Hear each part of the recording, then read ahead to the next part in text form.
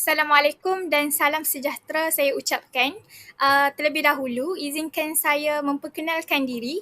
Saya Nur Dami Hanis binti Ismail dan juga bersama rakan perbincangan saya iaitu Ariana Nisa. Terima kasih Nisa kerana sudi bersama-sama dalam sesi perbincangan ini. Jadi boleh saya mulakan? Boleh, Damia. Okey. Bayangkan sebuah negara tanpa guru, siapakah yang akan membentuk minda generasi muda? Siapakah yang akan menjadi nadi yang menggerakkan sistem pendidikan? Justru tema Hari Guru 2026, Guru Bitara Nadi Negara, amat bertepatan. Guru bukan sekadar penyampai ilmu, tetapi insan unggul yang menjadi penggerak utama dalam pembangunan bangsa. Saya bersetuju. Tema tersebut jelas menggambarkan kedudukan guru sebagai tunjang utama dalam sistem pendidikan negara. Sebelum kita meneruskan sesi perbincangan, kita huraikan terlebih dahulu maksud setiap perkataan dalam tema ini. Guru merujuk kepada individu yang bertanggungjawab, mendidik dan menyampaikan ilmu kepada murid. Bitara pula membawa maksud tiada tandingan, unggul dan cemerlang. Nadi merujuk kepada penggerak utama atau asas penting kepada sesuatu sistem, manakala negara ialah sekumpulan masyarakat yang mempunyai kedaulatan dan sistem pemerintahan sendiri. Kesimpulannya, frasa Guru Bitara Nadi Negara menggambarkan guru yang unggul dan cemerlang sebagai penggerak utama dalam pembangunan sistem pendidikan negara. Penjelasan tersebut sangat jelas dan setiap perkataan saling melengkapi dalam membentuk satu konsep yang lebih menyeluruh. Seterusnya, bagi menghuraikan konsep ini dengan lebih sistematik, saya telah memilih peta pokok sebagai alat kemahiran berfikir.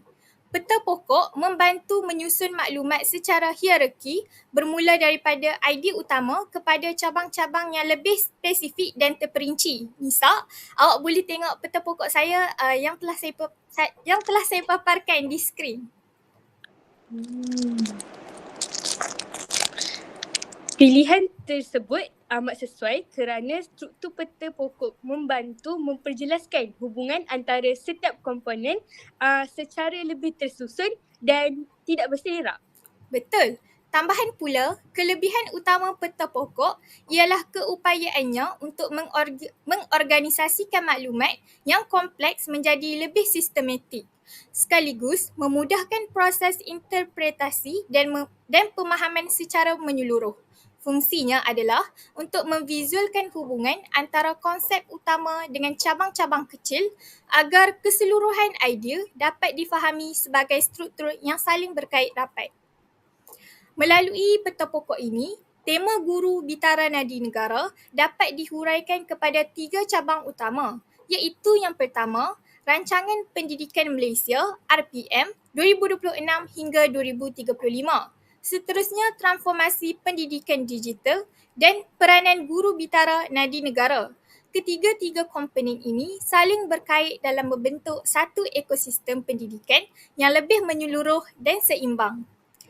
Terlebih dahulu, Rancangan Pendidikan Malaysia merupakan pelan strategik pendidikan negara yang dirangka bagi tempoh 10 tahun sebagai panduan utama pembangunan sistem pendidikan. Fokus utamanya adalah untuk melahirkan murid yang seimbang dari aspek ilmu, kemahiran dan nilai di samping memastikan sistem pendidikan sentiasa relevan dengan perkembangan semasa. Jadi RPM ni boleh dianggap sebagai hala tuju utama yang menjadi asas kepada keseluruhan perancangan sistem pendidikan negara? Ya, tepat Nisa. RPM berfungsi sebagai kerangka dasar yang memastikan pembangunan pendidikan tidak berlaku secara rawak. Sebaliknya, berpandukan hala tuju yang jelas dan tersusun. Pelan ini menekankan prinsip inklusif, dinamik dan mampan. Secara keseluruhan, terdapat 7 fokus utama iaitu memperkukuh sistem pendidikan inklusif, mengoptimumkan potensi murid, mentransformasikan pendidik, memantapkan prasarana fizikal dan digital, memperkukuh kerjasama strategik, membudayakan kemampanan serta meningkatkan kecekapan tadbir urus pendidikan. Oh, dengan itu jelaslah bahawa RPM ni bukan sekadar dokumen dasar, tapi satu pelan jangka panjang yang menyeluruh dalam membangunkan sistem pendidikan negara.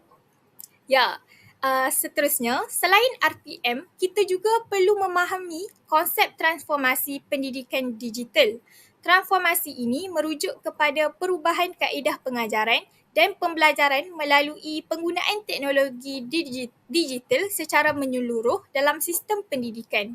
Antara elemen utamanya termasuklah platform pembelajaran dalam talian, aplikasi interaktif, bahan multimedia seperti video dan simulasi, serta integrasi kecerdasan buatan dalam PDP. Contohnya, Google Classroom digunakan untuk pengurusan tugasan, Kahoot untuk kuis interaktif, manakala video pembelajaran digunakan sebagai persediaan awal sebelum sesi PDP bermula. Oh, jadi transformasi ini menjadikan pembelajaran lebih fleksibel, interaktif dan berpusatkan murid kerana murid boleh mengakses pembelajaran pada bila-bila masa dan di mana-mana sahaja. Betul. Selain itu, penggunaan teknologi ini turut membantu guru menilai prestasi murid secara lebih sistematik serta merancang intervensi yang lebih berfokus. Dalam masa yang sama, murid turut membina kemahiran penting seperti pembelajaran kendiri, pemikiran kritis, penyelesaian masalah dan literasi digital. Seterusnya, kita beralih kepada peranan guru dalam konteks ini. Seterusnya, kita beralih kepada guru bitara nadi negara. Peranan guru dalam konteks ini tidak lagi terhad kepada penyampai ilmu, sebaliknya sebagai fasilitator yang menggerakkan pembelajaran aktif. Guru perlu merancang dan melaksanakan PDP yang inovatif, menggunakan pendekatan yang lebih dinamik serta memanfaatkan teknologi digital bagi meningkatkan keberkesanan pembelajaran. Pendekatan tersebut membantu murid menjadi lebih aktif dan tidak lagi bergantung sepenuhnya kepada guru dalam proses pembelajaran. Betul. Selain itu, guru turut menekankan pembangunan murid secara menyeluruh, merangkumi aspek akademik, sasiah, emosi dan juga nilai.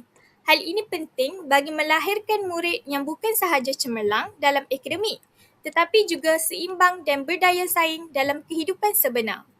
Guru juga perlu sentiasa menyesuaikan diri dengan perubahan pendidikan semasa melalui peningkatan kompetensi profesional secara berterusan. Jadi ini menunjukkan bahawa guru perlu sentiasa berkembang seiring dengan perubahan zaman agar sistem pendidikan kekal relevan dengan keperluan semasa. Betul. Jadi, secara kesimpulannya, rancangan pendidikan Malaysia menjadi hala tuju utama. Transformasi digital berperanan sebagai pemangkin perubahan, manakala guru bitara pula menjadi nadi yang menggerakkan keseluruhan sistem pendidikan negara. Tema Hari Guru 2026 bukan sekadar slogan, tetapi satu gagasan besar yang mencerminkan visi masa depan pendidikan negara.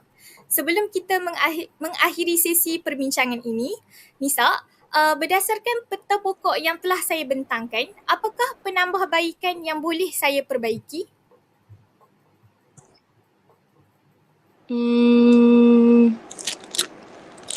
Dari apa yang saya lihat, peta pokok ni sudah tersusun dengan baik kerana menghubungkan ketiga-tiga komponen utama dengan jelas.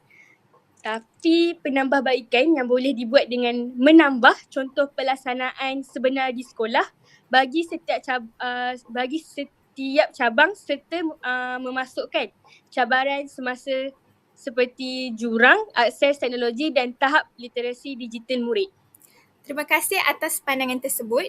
Cadangan itu sangat bernas kerana dapat memperkukuh analisis serta menjadikan huraian ini lebih kritikal dan dekat dengan realiti pendidikan semasa. Dengan itu, berakhirlah sudah sesi perbincangan kami pada hari ini. Saya berharap perkongsian ini memberi manfaat serta menambah kefahaman terhadap isu yang dibincangkan. Sekian daripada kami. Terima kasih.